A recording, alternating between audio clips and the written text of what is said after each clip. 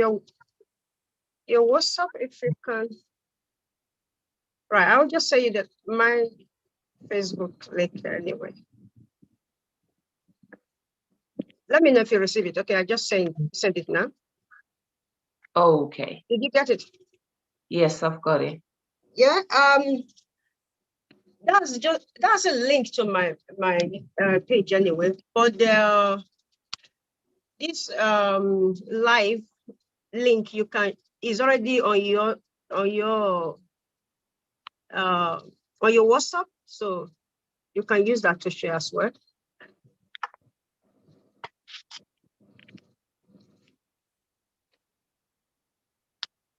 No problem. That's all done. Is that okay? Yes. Yeah. I'm gonna do it because of time and my other engagement. I think people can go and go on it later on. Right. Brilliant. Good. We are good to go now. So, right. Thank you for coming, Sister Anne. I'm so happy. And it's an honor and it's a privilege to have you on board today. And I really appreciate it. Thank you for coming. And I really like I admire your boldness for you to able straight away. I just asked Sister Anne, can you straight away without no debate. So I was so happy, it's not easy, to really want to come on somebody social media. It's not easy. It takes a lot of boldness. So I appreciate that. Thank you for coming. So today we want to be, before I further more, I just want to introduce the little bit I know, and you can do your intro. Yeah, this is okay. I call her Sister Anne. Her name is Anne. So, and it's a blessing that I was privileged to work with her before the COVID. A year, I think I spent a year with her, and I was quite inspired by. I was inspired by Sister Anne, but I did tell her, So she had a good leadership, and as a person who coach, and I so much passion about leadership and our relationship. And I was so blessed to see the way you was doing your management, in quotes, the management, and the same time hardworking with your law. So just to let the audience know, she is a lawyer and the same time entrepreneur. So she will give a better introduction by herself. So I just want to say I really honor your coming, and I believe it will be a blessing to every one of us, because I believe there's something for we all to also learn. As a lady who running our law chamber, doing managing people and also managing the organization, for me it was inspiring. Yeah. So I just wanted to also throw a challenge to the motivation challenge, because I believe we all got something. You know what I mean? Yes. Yeah. Oh, yeah. So I just want you to encourage people as well, and that you can do whatever you want to do, as long as it's a good thing. Yeah. Okay. So thank you very much. So there is no devil holding anybody, just about you make a move. Yeah. Yes. So, yeah. I think that's the most important thing that we need to realize. That in this life, sometimes it's just about putting in the hard work. Some of these things, they don't have a formula to say. The formula is just working hard. The formula is being kind. The formula is being kind. The formula is working hard. The formula is staying true to yourself. The formula is going for what people would not necessarily think you can go for. So just as a brief introduction about myself, I am Dr. Ania Gombakomba. I am a lawyer by profession. In other parts of the world, they call them an advocate. In other parts of the world, i.e. England, solicitor. It's almost the same thing. So that's my primary focus. I also am an entrepreneur. I love anything that has to do with business. I like coaching businesses. I like starting new businesses, partnerships. I like learning about business. I like anything that has to do with business. So I am a business coach and a business mentor.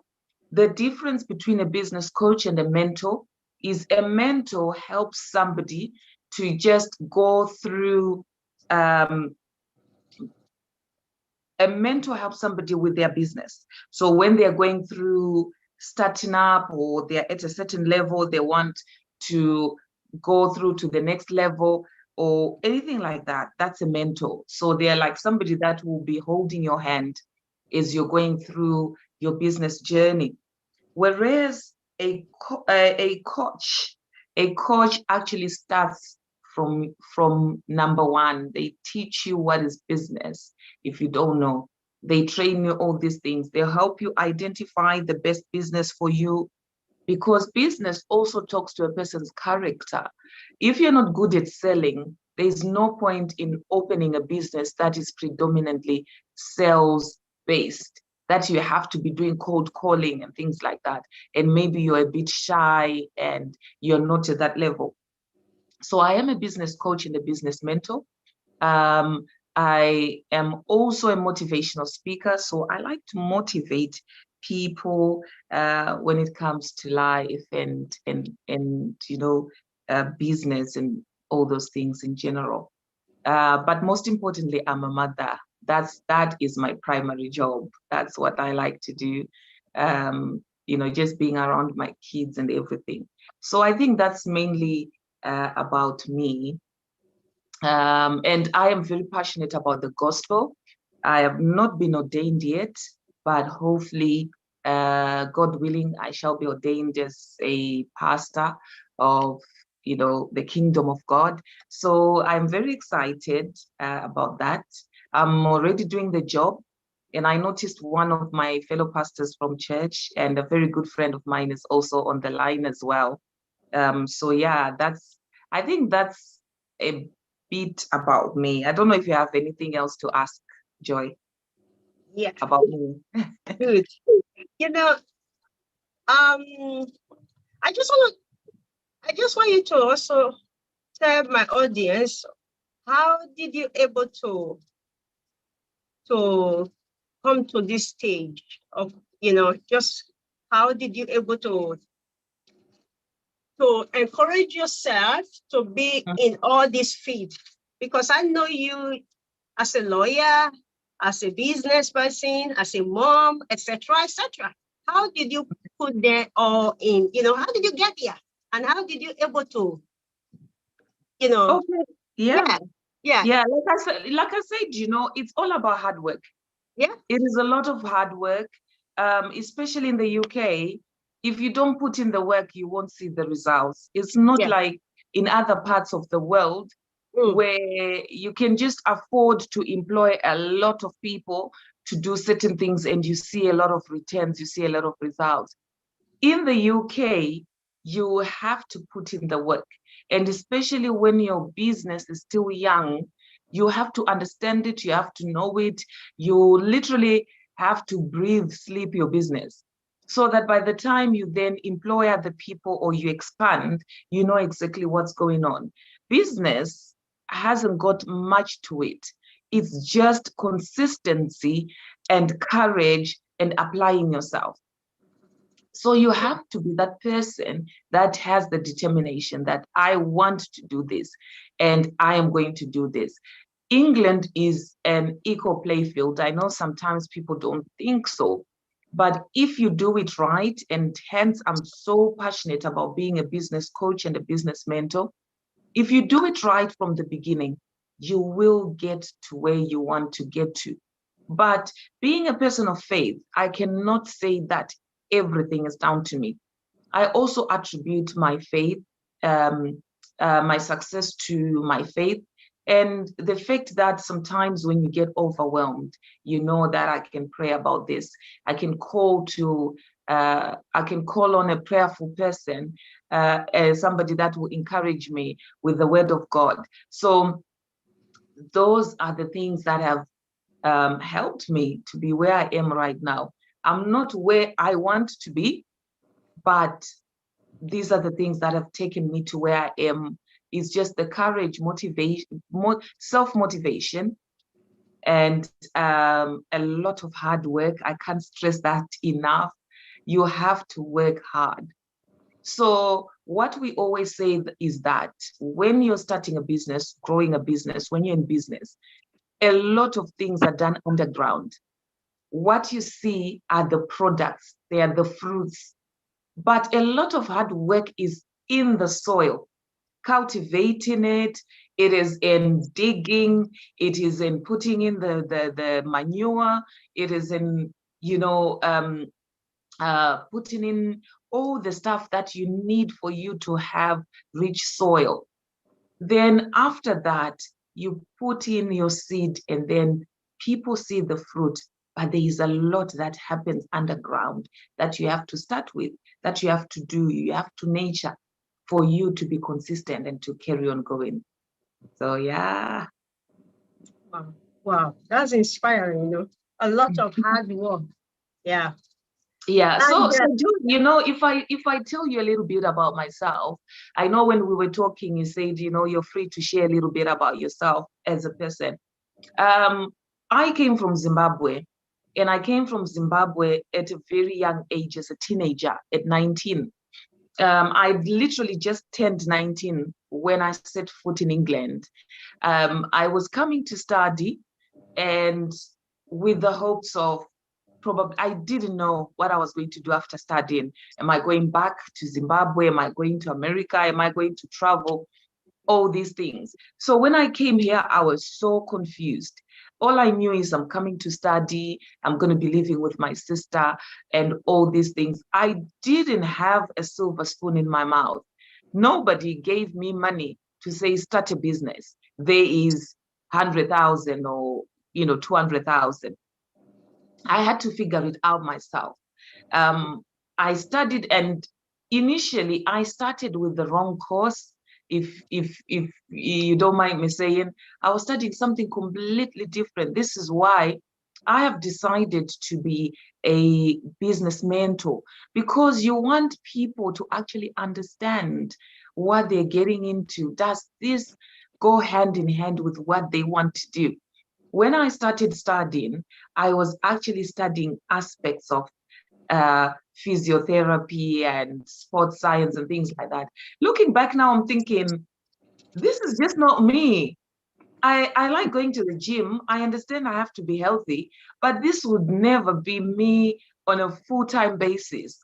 I don't see myself running around and, doing all these things, working with, as much as it's glamorous to work with footballers, doing their food regime and all these things, but it was just never me.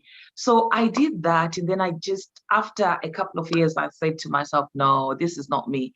I'm going to stop this. So I stopped, and then I started to go into business. But as a child, I always had a knack for business.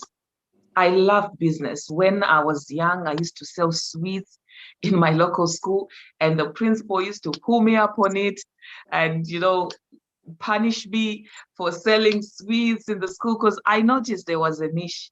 Okay, in this school, there's a lot of things that are being sold, but there are no sweets and this particular type of sweets. So I stuck to something I knew, and I used to sell them in school. I used to get into a whole lot of trouble for doing that.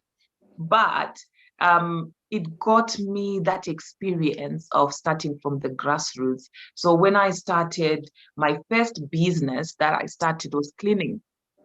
And up to now, cleaning business has always been on my heart. I'll leave it and I'll still go back to it. Somewhere, somehow, God finds a way of reminding me, especially when I go into other endeavors, that this is your grassroots. This is where you started. So I started a mobile cleaning service because where I used to go near my house, I had friends that had quite a fair bit of money when I came to the UK, and they used to complain about cleaners and things like that. Then I started a cleaning service with a very, very small car. I remember in my car, the boot was too small, so you couldn't put a mop and a one of those long brooms. I had to put the seats down. So when I'm driving, the broom is hitting me on my face because the car was just too tiny, lengthwise and widthwise. Lengthwise, the broom literally came all the way to the passenger seat. And when you try to turn, the broom shifts and it hits you on the face. So I started with cleaning. And when I did that, I realized that, okay, there's actually money in this thing.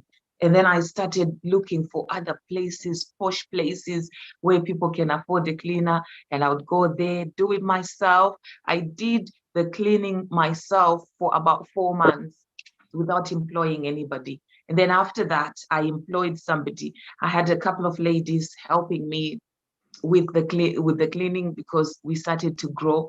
And whilst I was still in uni studying law, I was still doing the cleaning business. I had people working for me and I was still doing it myself, covering it up. So what you see now is different from how I started. And that's just it about business.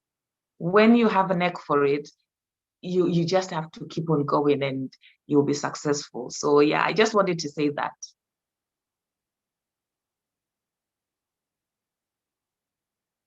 I think you're muted. Okay, you're back.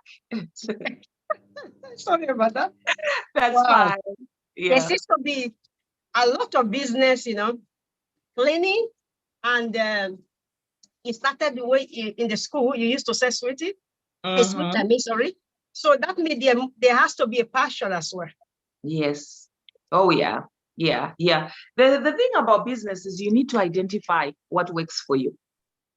Because why I say that is those days when you're not making money, it still needs to motivate you enough to go and keep on pushing. Do you know that when you keep on pushing for something that you don't like or you don't want, you build resentment? Some people own businesses and they don't even like going to work. Some people own really good establishments, but they don't want to go there because they're not passionate about it. So if somebody is a first-time business owner or there's somebody that has maybe a business and they want to increase it, they need to check their passion levels. Because if you're not passionate about it, those days you're not making money where business is slow, you will not be motivated to keep on doing it. So you have to be passionate about it. I was passionate about cleaning. I'm still passionate about cleaning. When I start to clean my house, I can spend the whole day just cleaning because it's also therapy for me. Literally, I can spend 12 hours to a point my kids will be saying, we actually don't know what you're still cleaning because this house is completely clean. So you, especially your first or your second business, it has to be something that you are passionate about. The numbers may be right, but ask yourself that, is this going to be enough for me when a day comes and the numbers are not right? Will you be motivated enough? Because when that happens, that moment, you then get to a point where you don't, if you're not motivated, that's how your business goes under and you lose everything. So passion is definitely important. Thank you. So what about when you have a passion, but you did not have enough encouragement? Yeah. So for somebody who have a passion and does not have enough it's not self motivated. So that one is very interesting. Okay. It's very interesting because as human beings, so much happened to us that sometimes we end up just losing our self-esteem somewhere, somehow. Especially in this country, there's a lot that happens in this world. You feel, just less motivated because of maybe statistics, because of life happenings, because of social factors going on. But I just want to say to somebody that the most important thing that you can do to yourself is believe in yourself. It's not as easy as it is said, but this is how you do it. Every day in the morning, you look yourself in the mirror. You give yourself affirmations. I have taught my kids this, that every day in the morning, from as soon as you wake up, before, like for us ladies, before you even put on your makeup and things like that, you sit, you look yourself in the mirror. It is a practical exercise until you have built your self-motivation again. You sit or you stand in front of a mirror and you tell yourself, so you can Google affirmations even on Google, on YouTube, or you can make your own. Tell yourself, I am enough, I am worthy, I am beautiful, I can run a business, I'm amazing, God loves me, I am made in the image of God. When I go out there, I shall be a shining star. Practice makes things to stick in your head. If you don't say it yourself, the world has a nasty way of saying it to people in a very, very nasty way. I've always told my children, for example, and I'm digressing a bit, that guys, you are Black, you are Black Africans.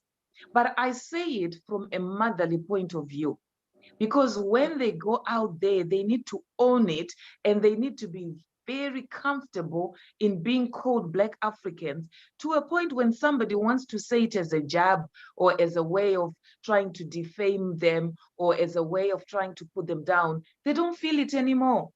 They don't feel it because it started in the house from a point of love. So the things you say to yourself are very important. Be very self-assured and reassure yourself. And this is where it's very important to also have a life coach or a motivational coach. If you can't do it yourself and you're in a position where, you know, you're feeling so drained and down that you can't even say the first affirmation to yourself, you find help in others, then they can coach you on how to build up your self-esteem again.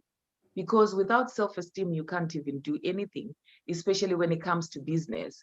You can't even call up somebody and say, I'm selling this item or I have this service.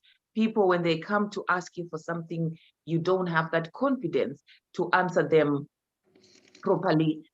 So it's very important. But I would say, just rounding off this question, it starts with self-motivation. Self-motivation starts with daily affirmations. Affirm it to yourself. The more you keep on saying it to yourself, the more it starts to make sense. And your affirmation starts to get more and more or less and less, depending on your confidence levels. Sometimes I wake up and I tell myself, I am gonna go for that thing. That's the only affirmation I need for that day. Because everything else I already know that I am worth of receiving it. I already know that I was made in the image of God. I already know that when I set my eye on it, it's gonna come. So when I wake up that day, I'm telling myself one thing, I am going for that thing, and I go for it with confidence. Wow, that's very powerful. You see, encouraging yourself or motivating yourself or believing yourself. Should I put it that way? Yes. Oh, yeah. yeah. Or self-identity. Know who you are. Should I? Exactly. Yeah? Know yourself. Know yourself. Wow, wow. It looks like you're taking it to a different level, you know. You know, when I say know yourself or know who you are, it's like we are going to, spiritual aspect now. Yeah. Oh my God. Identity is very important. We really, really, really put less emphasis on identity, but identity is very important. Never let the world tell you who you are. Rather, tell the world who you are. I love that. If you let the world tell you who you are, they will shape you into something they want you to be. But that's not you. I've sat in meetings where somebody said, "Oh, I think you need to go for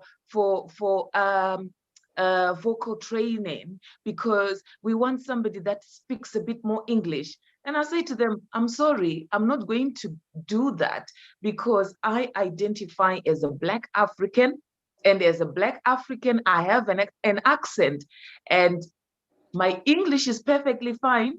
What is an issue to you is my accent. It might intimidate you. It might make you feel some type of way. If I speak too fast, just tell me to speak slow. But you understand my intellect. You understand what I'm trying to tell you. You know exactly where I'm going with this point. So don't try and intimidate me because of my accent. So when you know yourself, you have a sense of identity. Nobody can tell you otherwise. It's the whole thing of when somebody calls you an elephant and you know you're a person. Why do you have to argue with the person? Just say, okay, if you think I'm an elephant, it's fine. That's You know, opinion, isn't that's it? your thinking, that's your opinion, but you know you are a human being.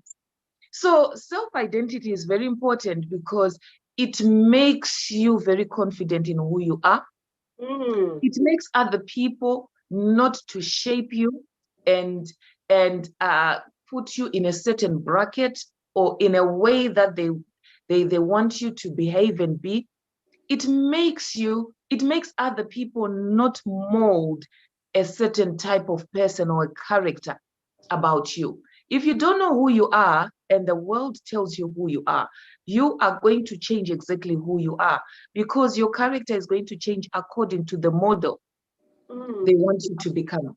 So self-identity is very important. I did that and it's on my Facebook and it's actually entitled Self-Identity. And I did a bit on it on my Facebook page, I'm Anya. And it talks about how to become yourself and to own yourself and how to move forward, you know, as in your skin, just being comfortable in your skin. As Anya, who am I? What am I about? And be confident in who I am and what I am about, announcing it to the world rather than the world announcing it to me, because they'll shape me into something that I definitely am not. Wow, wow. This is loaded, you know. You're too kind. Yeah, thank you, Sister Anne. I want to talk about this confident. You know, we that is Africa. Yeah. So when it comes to the area of confident, you know, we have our own definition, the way we, you know, define something. So how do we balance this confidence? So for me, If we have to, sorry. Okay, go on. Go ahead. Sorry. No, I'm kind of confident. We know that there is the importance of confidence, but if we have to really, you know, analyze further on the area of confidence and as African background people, and or when we're relating it to our culture, and also, let's put it on our culture ground. So how do we, because some people take it as a, you are intimidating or you're rude or whatever. So how do we balance that? You know, people are scared of things they don't know. That's one thing I've noticed in this world. People are just scared of things that they don't know. Fear is very bad, but it is a lot more prevalent, especially in the first world countries. If someone is different, they speak differently, they address differently, they automatically are scared and fearful of that person. But as a person that is different, you just have to educate people. It's about educating people who you are about. It's about telling people who you are about. If they ask or if they don't ask, sometimes you can get a funny stare in a meeting or in a group, or when you're in a group of people. You don't necessarily have to wait for the person to say, oh, for example, today I'm wearing a headscarf. You don't have to wait for the person to ask you the question, oh, you're wearing a headscarf. You can put that in the middle of whatever you're discussing. Oh, by the way, you know, where I come from, it's so easy to wear a headscarf. For example, if your hair is not done, you educate people. Once you tell them, then you find that people become more comfortable. But even if people are not comfortable or receptive to what you're telling them, always be confident about who you are. Because if you are not certain or confident about who you are, there's never a happy ending. You're going to eat yourself from the inside. You're going to be feeling down and low. You will listen a lot to what other people are saying about you.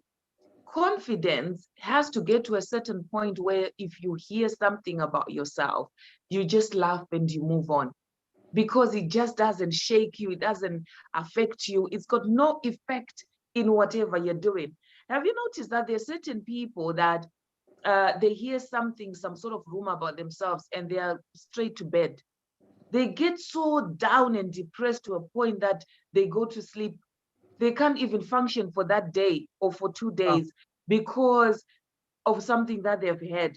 And they're trying so hard to prove to the other person that, oh no, this is not what was said. But there is a certain level of confidence, which is the feeling of knowing oneself. That's how I define confidence. It's a feeling of knowing who you are. Like I said, to a point where someone calls you an elephant, you say, well, maybe you're seeing elephants in me, but I'm a human being. You know what I mean? You don't have to. And when it comes to other people, as long as you're comfortable in your own skin, people adjust to you. You don't have to give yourself too much away where you adjust to people. Stay true to your roots and stay true to yourself, because this is who you are. As long as it makes you happy, then that's who you are. I wear a lot of African, especially during summer, because it's very nice and colorful. I wear that to work. I wear that to events. I wear African based or African materials, and I will do them into nice evening gowns, but it's African. And I wear that with pride. I could be the only person in a room of 100 people wearing an African dress with a head wrap, and everybody else is wearing all this European gowns and dresses, which are also very lovely. But I don't need to be shaken that because I'm wearing, because I understand and I know that I am African, so I make that work for me. Sometimes it opens up conversations where I go to certain places and they're like, wow, this material is very colorful. This is very beautiful. And I'll say, yes, there is an African designer called so-and-so. They do this. But you know, in Africa, we love color. Our food is so rich. We love this. It opens up conversations to a point where other people that didn't even know about certain African cultures, they will go and Google it. They'll go and YouTube it. And one day you get a call. Oh my gosh, I was Googling such and such and such that you were talking about. Oh, that's so fantastic. I have friends that are actually going to the Gambia because a lady gave me a dress from Gambia and I wore it at an official event.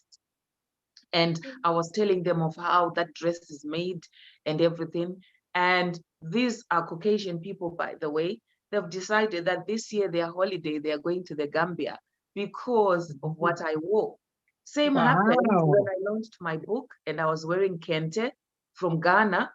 One of the guests there, who was also Caucasian, has been to Ghana, came back, loved it, and he's going back to Ghana. So when you're confident in who you are, you don't even know how that can even affect another person. I love that. Thank you. That's just too much, I don't know. Let me check people can bring a comment as well, or just, anybody can leave a message or a chat. Yeah. It's I think for me, I believe in that confidence, but I noticed that people are so intimidating when they know you are so confident. This mostly happen within our circle, within we, the Africans. Yeah. So they find it very intimidating.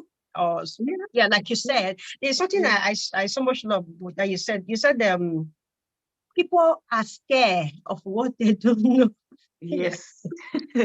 You see, because confident is that feeling that, you're so sure of yourself. Yes. But not in an arrogant way. So we need to differentiate the two here.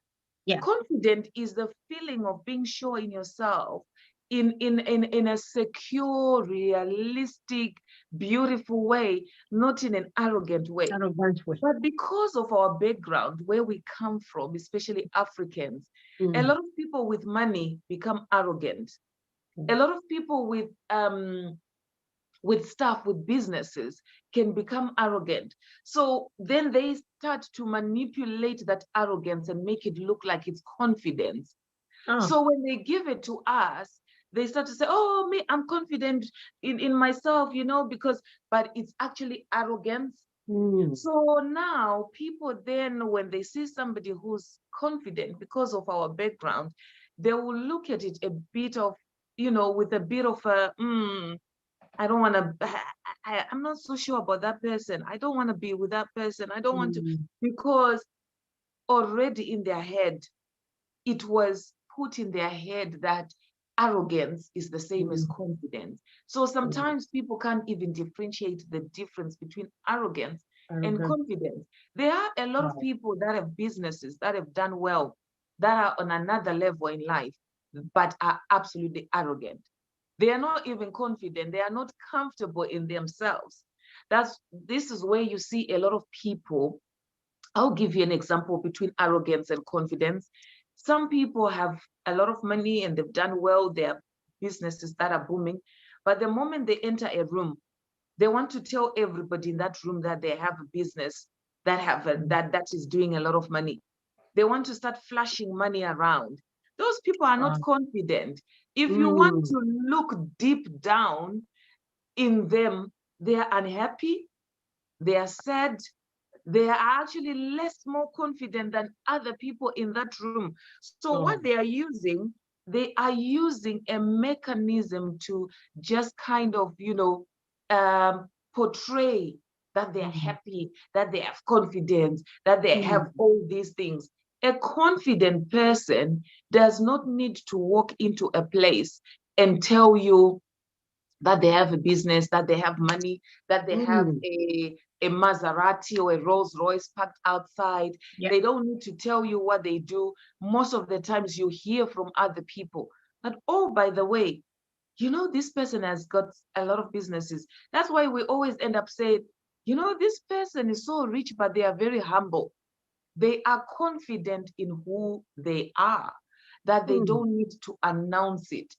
Arrogancy announces. Arrogancy is noisy.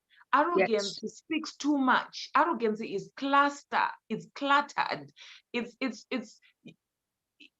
one of those, I always say that uncle that walks in a room and they are wearing a Gucci cap, they are wearing a Louis Vuitton t-shirt, they are wearing, I don't know, another label jeans, they are wearing another label socks, another label shoes, another label watch. They want to announce that I have made a lot of money, but that is arrogancy. Arrogancy is different from confidence, and us coming from the background where we have seen a lot of people that are successful, a lot of people that have made money, we have seen them to end up being arrogant, looking down on us. So when we are very confident, and especially when we are doing something of substance, even in the community, they start to look at it as arrogancy, but it's just confidence. So people also need to differentiate between the two. And us as people that are doing things in this world, maybe some people that are way better off than other people, we also need to stay true to our humble beginnings, where we started from, that cleaning business, that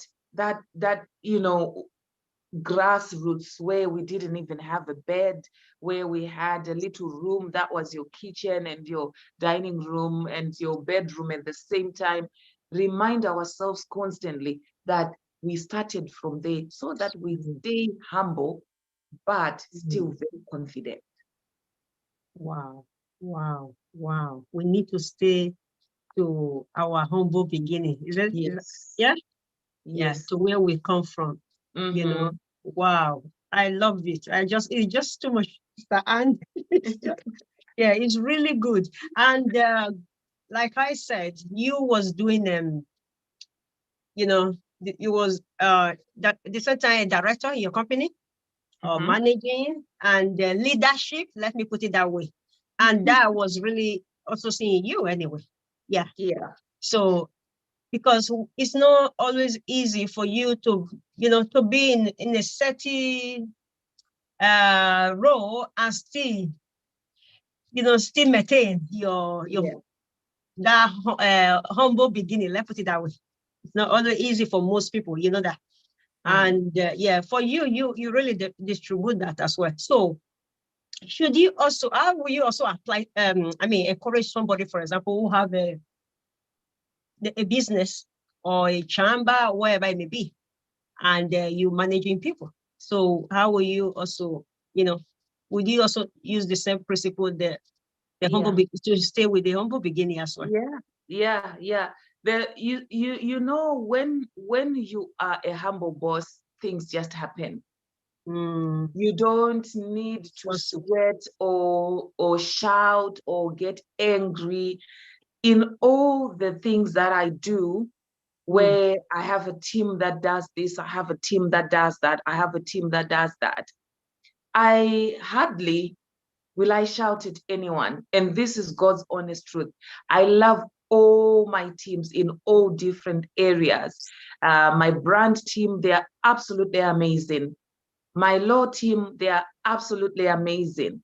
The other business I have back home, they are absolutely amazing. The other one I have here, all of them, they're absolutely amazing. But what I realized is just treat somebody the way you'd want to be treated. That's the first thing.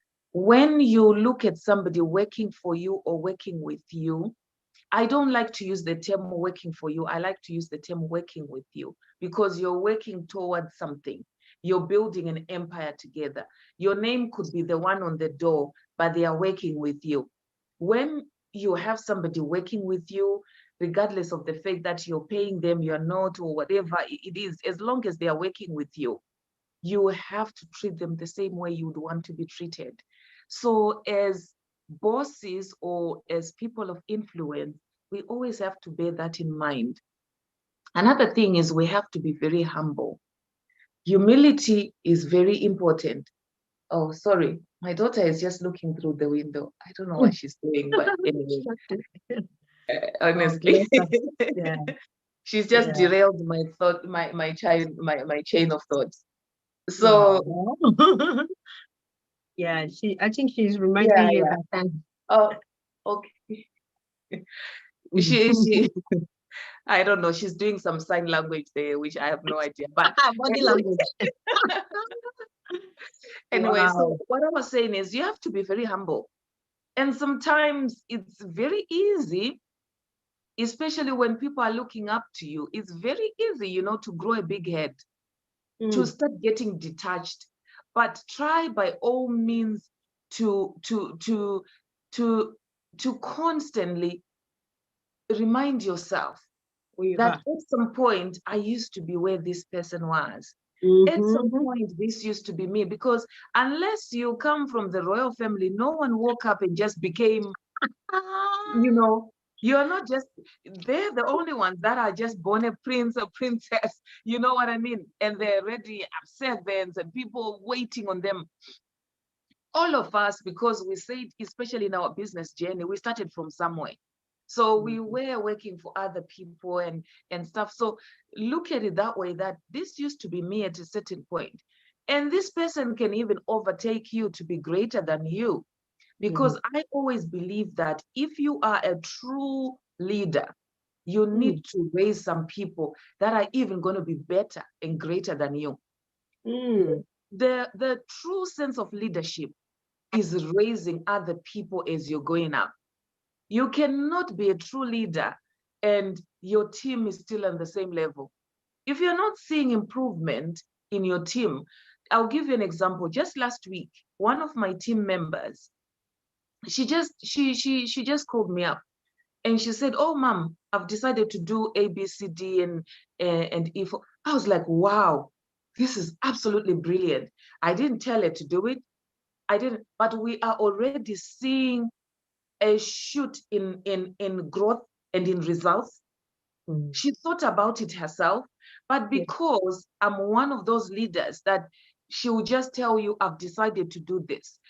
You know, I'm humble enough that she knows if I take this, it's not going to be met with, oh, you know, no, we are not doing that at the moment. Why didn't you write me a big memo about it and things like that? She had a brilliant idea that I've never thought about. She thought about it, started to implement it, and within like a week and a half, we have seen so much growth in that area of our business. So being humble is very important. Listening to your team members is very important. Nobody knows it all unless you're God or the Son of God. Nobody knows it all. We have to listen. And as leaders, as business people, as people of influence, we need to understand that concept that when somebody suggests something, they are not saying that you don't think or whatever you've thought about before is null and void. They might be suggesting something because there is a better way of doing stuff.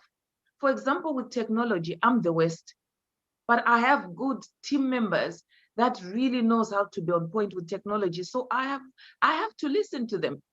And when they implement certain things, it makes sense and it makes the job easier. So leaders, we have to listen if we want to grow. We have to listen. Of course, as a leader, some things you take them, some you don't, but it's always good when you don't, you need to explain why you are not taking that on board. If it's because it's a financial reason, okay, we don't have the money now, you let your team know, or I think this one is overreaching for now, or we did that before because some team members would not have been a part of it that time.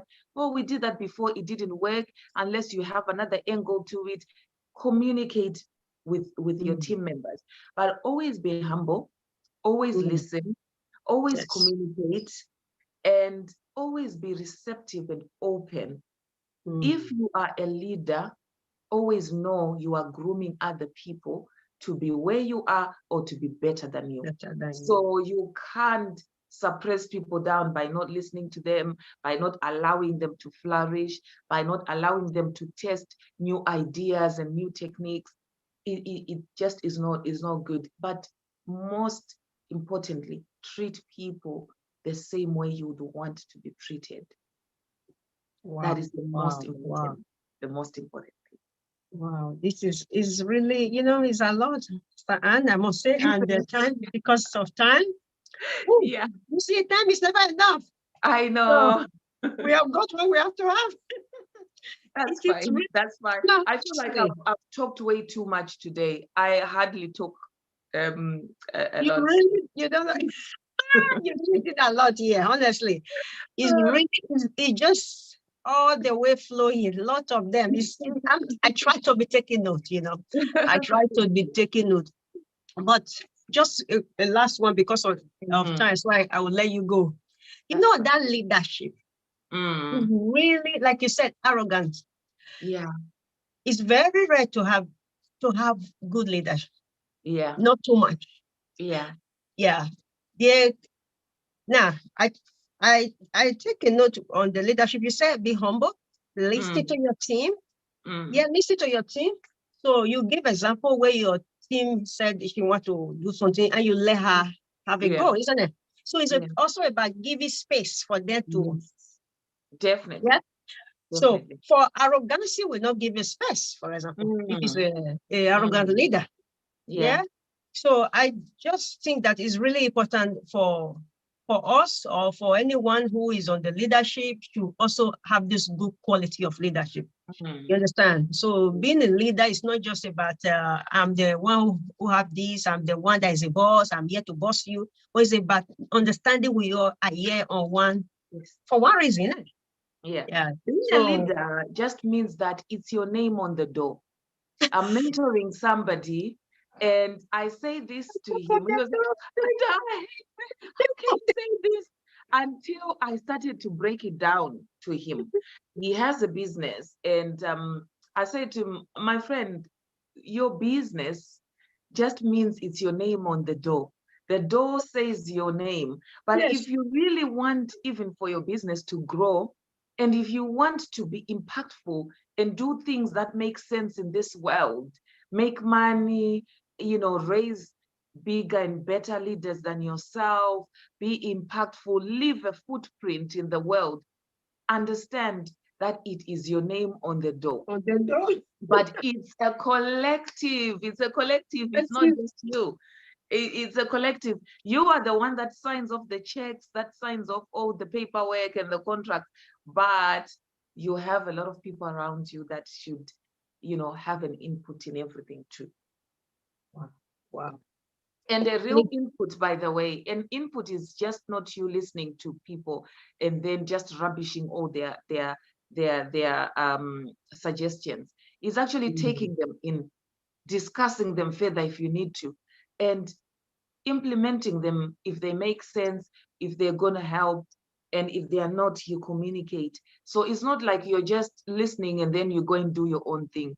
Then it just ceases to make sense. It's about listening to people when they put in an input, because in a journey for business or in life, when you understand that I'm a leader, even a leader of a church, a leader of a charity organization, a leader of a business, a father in the house, any type of leadership, when you understand that it's never a personal attack on you as a person, it's about the thing we're bringing up. It's about the ministry, for example. It's about the job. It's about the business. It's about the home. It's about the charity. If you understand it's about the thing, not a personal attack, so you become more receptive when anyone or everyone comes with something to say, especially your team. You receive it because you know it's about the bigger picture. So no one is going to come and just say something so that they want to drain the business or anything. It is about what it is and for us to improve it. Then it makes it so easy for you to be receptive to what somebody says. But a lot of people forget that it's not about you as a person. It's not a personal attack when somebody comes. Joy, you worked with me. How many times would you come to my office and say, Anya, I think we can change this, we can do this better, we can do this differently. And you used to suggest all the time. Oh my God, that's true. Suggestion. Now that Joy is working today, she's gonna come with suggestions. But I embraced that because that was absolutely fantastic. And some of the changes you made, we're still implementing them right now. We implemented and we're still doing them. So if I had felt like, no, Joy she just wants to attack me personally, then it wasn't gonna help. But it actually helped the business. So our leaders, especially from African backgrounds, we need to understand that when somebody brings something to us, let's take it, embrace it, and listen to it properly, and look at it as a way of making whatever we are leading better, not a personal attack on us. Wow. Hey, I wish I could just stay here, all day. I can't because time is flying, I know you're busy. Yeah, I know. Yeah, I know. Honestly, it's all in pack, it's really all in pack. We have discussed about arrogancy, confidence, and your passion for towards your goals. Yeah. And stay on your humble begin. Yeah. So before we bring it to summary because of the time, how will you emphasize more on the leadership when it comes to the body of Christ, for example? Yeah. Because I think that one is more harder one. Yeah. Not on the area of business. That's not just personal business stuff. Or let's just focus on the area of our faith. When it comes to the leadership aspect, can you, like you said, I suggest to you a lot. And you implemented all these suggestions. But when you go to the area of faith, how will you do that? Will you not, You will find that like, oh my God, who is this lady? Mm. So how do we balance that? We should be In terms of ministry. yes, aspect. Okay, So how so would you be able to take the suggestion of your team, for example, or the executive body into implementation of yeah. In ministry, you know, it's always been a difficult one for a lot of people because sometimes some of the things are spiritual. So we cannot hide from the fact that ministry starts and really ends mainly spiritually, or from a spiritual angle. So I would say that as a ministry leader, when suggestions come, we cannot just shun them, because sometimes God speaks to those team members too, to speak to you about stuff. So it's not everything that God will come and reveal to you direct. Sometimes He'll also be speaking to your team members. So you take it, embrace it, like I said, and look at it as a way of furthering the work of God. Then you pray about it, of course, and then you come up with an answer. If it's something that is going to make the body of Christ easier, or the functioning of the body of Christ, for example, admin processes and things like that.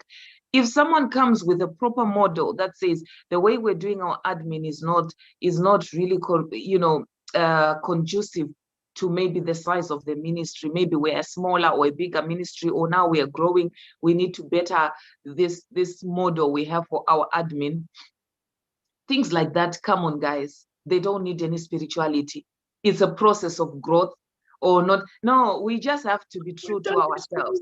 There are certain things like admin stuff and secretarial things. For example, just general basic bookkeeping. You don't need to go and pray about it for you to understand and know you need to have good bookkeeping in your church. So there are certain things that if somebody brings to you and says, I found a better way of bookkeeping, be receptive to it. If the person sees that, okay, this is actually much better, and you can see it's much better, and they explain it to you, there's no harm in trying it. You try it and then it works. If it doesn't work, you go back to your old ways. Same as admin. There's some admin processes that are just so basic. For example, policies. A lot of African churches, they run without policies. But this is part of charity commission requirements. Speaking from a legal background, you need to have your policies. God forbid one day they just walk into a church and you don't have your policies. They'll call you up on it and you'll be in trouble.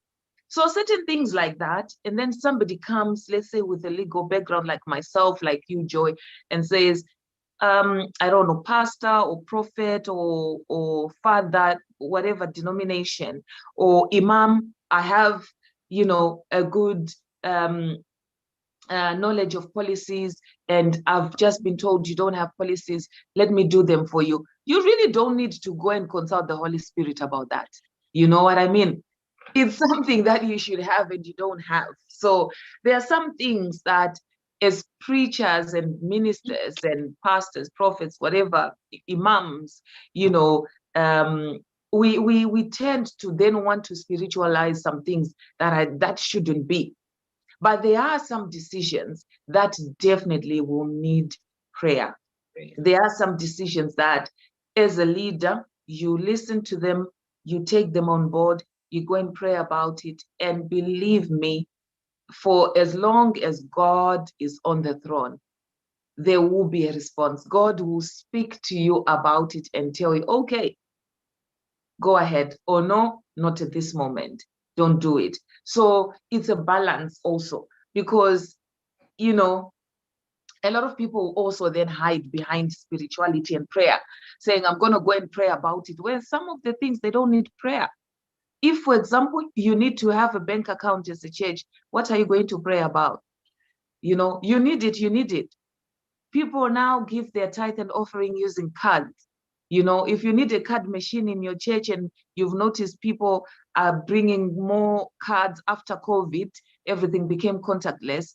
people are not bringing cash, and you need your lights to be on, you need your building to be maintained, you need to pay rent if you're renting the building, you just go and get your card machine from the bank. You don't need to pray about it. It's just something that, you know, is going to help your admin processes to flourish. So I think that's what I would say. Strategic, yeah, organization, isn't it? Yes, yes, yeah, yes. yeah. So every organization needs to have a strategy, by the way. Most definitely. Yeah. I think on this ground is the major problem when it comes to on the aspect of the So you know, honestly, I think we have said a lot here. This is a really high profile area of when it comes to strategic. I believe it's necessary for us, and it's for the beneficial of the stakeholder, isn't it? So of the team or the member, and including the leader as well. Yes. So like you said, if there's no policy and they just came in, maybe, you know, the should I call it the government, they visit in and notice that what they ask, what is the principle, what they're using to, you know, to manage the people, and nothing that is on the nothing that is on the document or whatever to display or to show to the inspector. So it will be something that we, I think on that is one of the challenge when it comes to the area of leadership or strategic. Honestly, I must let you go because it's a lot. Yeah, because thank you. I think there's a question on our Zoom here. I saw it come through. Before we wrap it up, I don't know whether you would want me to answer it. I'm not sure if you saw it, but there is a question on there. Okay, let me check. Let me check quickly.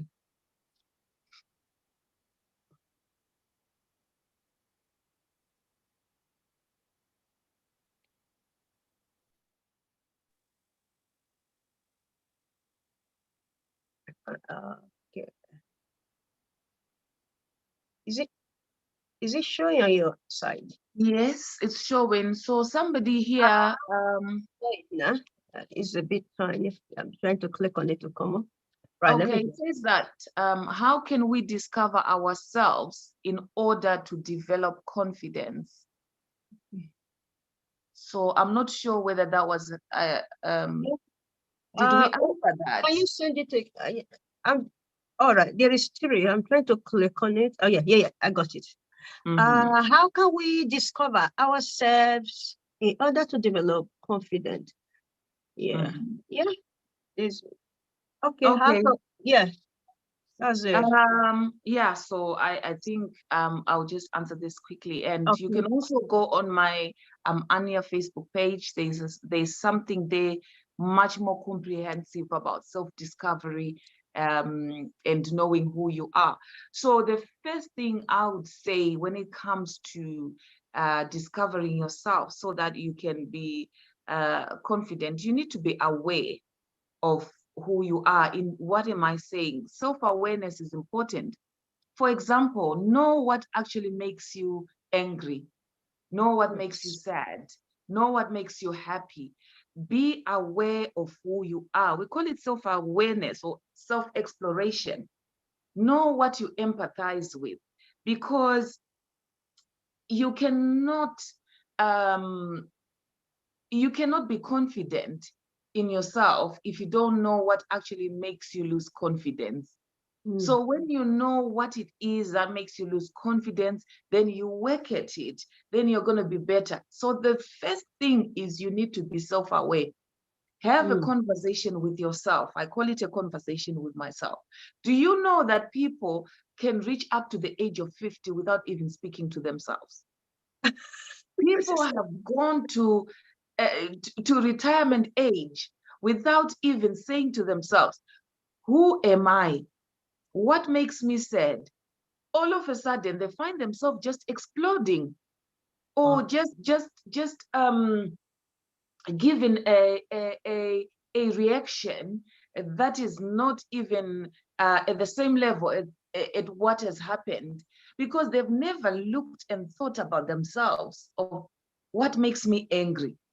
So when that thing happens, they explode, or they give a certain different type of reaction to what another person would have.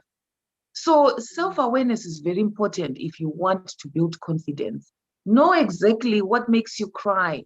Know your desires, your feelings. Know your character. Sit down with yourself and have that conversation with yourself. Okay, what is it that makes me me? And once you've ticked those boxes, then you know exactly what to refrain from and what not to do. I know a certain person that we did life coaching with, and this person, she had to have that conversation with herself. And one of the things that makes her angry is when somebody does something to her family member. She takes it so personal. She can call the person, she will go to the person's house, she will cause a whole lot of hell.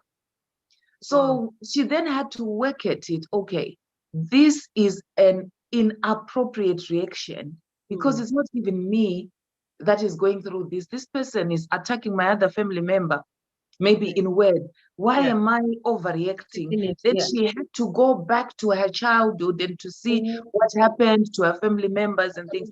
And also speaking to certain people to say, guys, when you and, for example, your boyfriend are having issues, don't tell me, because I am at that stage of self-discovery. I'll overreact and it will hinder my progress. So for now, guys, don't tell me, because sometimes people have these squabbles in marriages or in relationships, and then they get back together, but she will not forgive that other person.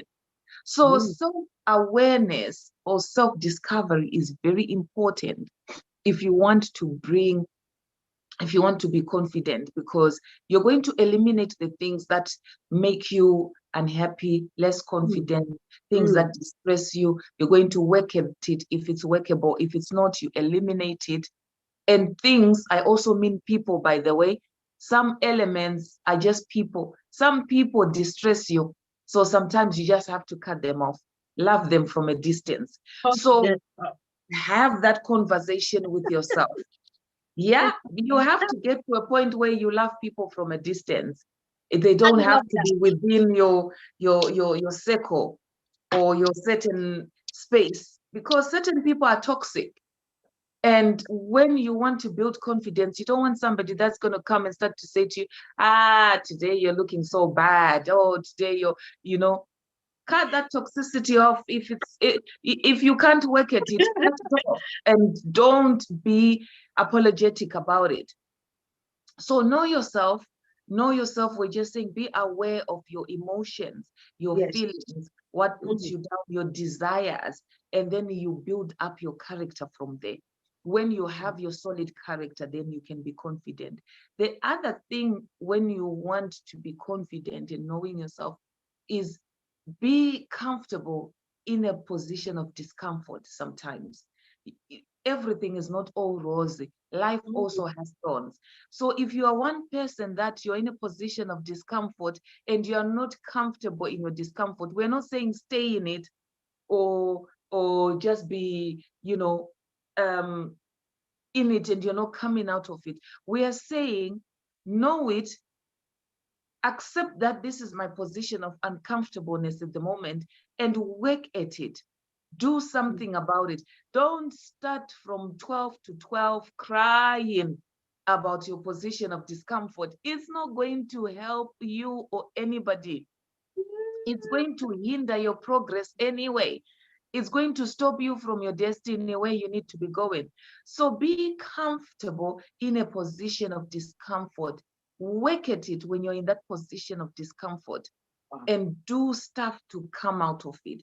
Acknowledge it, but also refuse it and do something. Don't just sleep in bed and say, I'm depressed, because you're pronouncing and saying things on yourself. So when I say be comfortable in a position of discomfort, I had to explain that, because people will think I'm saying spend the whole 6 to 6 in bed crying and you're not doing anything for yourself. I'm not saying that. I'm just saying understand it, acknowledge it, refuse it, and work at it. And then I think the other thing that is very important, especially when you're on your confidence building journey, especially the first and the middle phases, be intentional. We've already said that you need to, things like self-affirmations, they're intentional. Things like cutting off people that will hinder your progress, that's intentional. Things like watching things that make you happy, that's intentional. Listening to YouTube motivational talks, that's intentional. Be very intentional, because what you hear sticks in your head and it speaks to you as a person. If you raise a child and every time you're always saying, this child is so dumb, they're so dumb, they're so dumb, you will never see straight A's from that child. Even if that child is intelligent, they will start to agree with you and accept that they are dumb. So they won't even do anything. So what you hear is very important. So be very intentional with the things you hear, your circles, especially your inner circles, people that you hang around with. Love people from a distance. Some people just cut them off completely. You know,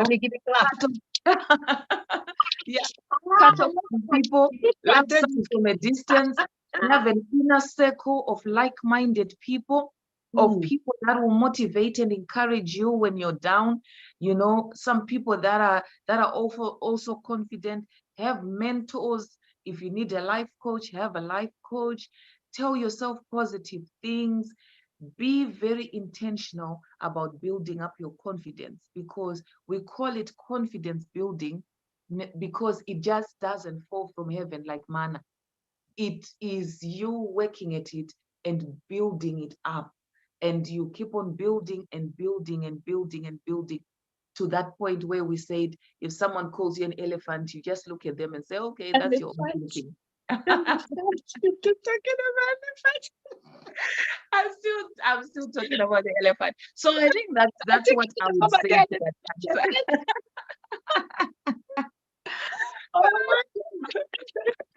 Oh my God. Yeah.